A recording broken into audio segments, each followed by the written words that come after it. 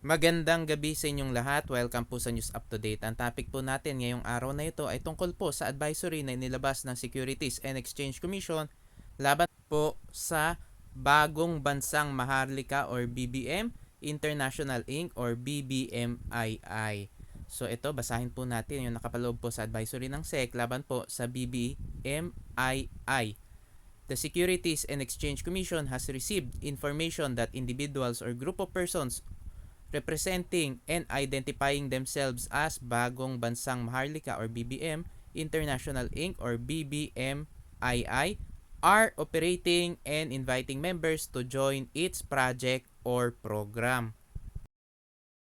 So ito, basahin pa natin. Investigation disclosed that BBMII operators or agents claim that BBMII's main purpose is to uplift the living condition of its members. It claims that it operates in Luzon, Visayas, and Mindanao and open for membership to Filipinos worldwide from 1 year old and above or everyone but limited to those who voluntarily availed the program. At para daw mai-avail yung benefits na ino-offer nga daw ng BBMII ay kailangan daw yung prospective member ay mag-fill up na application form at magbayad pa ng 100 pesos para nga daw sa processing fee ng kanilang identification cards. Pero alam naman natin na laging ganyan po ang ginagawa ng mga ganyang organization o mga foundation kuno, 'di ba? Yung foundation o organization na ginawa nga nung mga supporter ni FLM pero ang totoong pangalan ay Norman Mangusin, 'di ba? Meron sila yung Filipino Family Club International o Francis Leo Marcos Family Club Incorporated, 'di ba? Ganyan din. Manghihingi nga ng bayad para nga daw ikaw ay makapagpa-member at meron sila mga pangakong benefits. Ganyan din po yung ginawa noon ng FLM Family Club Inc. At nabuko nga yan at na-issuean din ng advisory ng SEC. Through the use of the social media and seminars conducted in public places and radio stations, the BBMII program entices the prospective members by promoting and offering its so-called assured benefits in the form of food security, medical services, livelihood, pre-education, and cash assistance for the senior citizens starting 50 years old and above, among others, to the members of BBMII. So yung mga ganyang mga organization o mga foundation ko, no, 'di ba?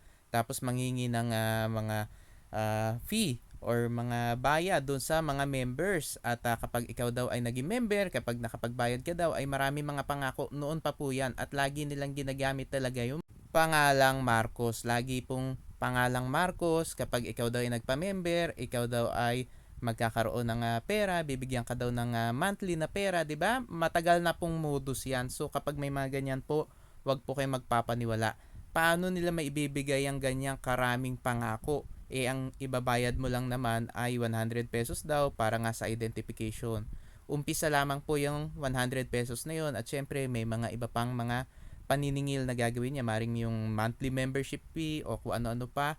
Umpisa lang yan 100 pesos kasi napaka-imposible naman na maibigay ang food security, pre-education, pre-hospitalization, cash assistance for senior citizens. Saan naman nila kukunin yung pondo para dyan? Tapos, ang pwede daw magpa-member ay 1 year old pataas. So, doon pa lang po, di ba, kaduda-duda na. Bakit gusto nila pati 1 year old? Kasi nga, gusto nila makakuha syempre ng pera. Syempre yung magulang, kasi nga maraming mga benefits kuno. Akala nila totoo yung mga benefits. Syempre ipapamember din nila yung anak nila at syempre sila yung magbabayad do sa ID tapos do sa mga iba pang mga membership fees. Ang din nila alam, binobola lang sila. Per records, Bagong Bansang Maharlika or BBM International Inc. was registered with the Commission on March 18, 2022 under SEC Registration Number 2022-0300-46453-01 and with principal address at JP Laurel Street, San Juan, Samal, Bataan, Region 3, Central Luzon, 2113 Its primary purpose is as follows: to uplift the living conditions of members by assisting them in the establishment of livelihood facilities, services, and enterprises, to encourage the members in the effective utilization of local resources in livelihood activities, and thereby improve the living condition in the community, to acquire loans or financial accommodations from the government and private lending institutions in order to finance productive livelihood enterprises, to provide and accept grants, contributions, donations, and other forms of assistance or financial aid, technical or in kind, for the maintenance of the association and attachment of its purposes, to assist and support the members in the promotion of their business, to develop and harness the people's participation in every economic activity toward the development of the community through self-help and self-reliance, to do and perform any other acts which may be necessary, convenient, and appropriate to accomplish the objectives for which the association is organized. The public is hereby warned that registration only gives the subject entity the juridical personality to operate as a corporation and does not encompass activities which requires the necessary permit or license or authority, such as but not limited to operate as a private social welfare development agency or SWDA from the Department of Social Welfare and Development or DSWD. As the certificate of incorporation issued to BBMII show, while such certificate grants juridical personality to the corporation, the certificate of incorporation does not constitute a permit to undertake activities for which other government agencies require a license or permit. Investigation of the department showed that Bagong Bansang Maharlika or BBM International Inc. does not appear to be among those SWDAs with valid registration or license to operate or accreditation with the SWD as of July 31, 2023. Thus, the public is advised not to join in any scheme offered by any individuals or agents or entities representing Bagong Bansang Maharlika or BBM International Inc.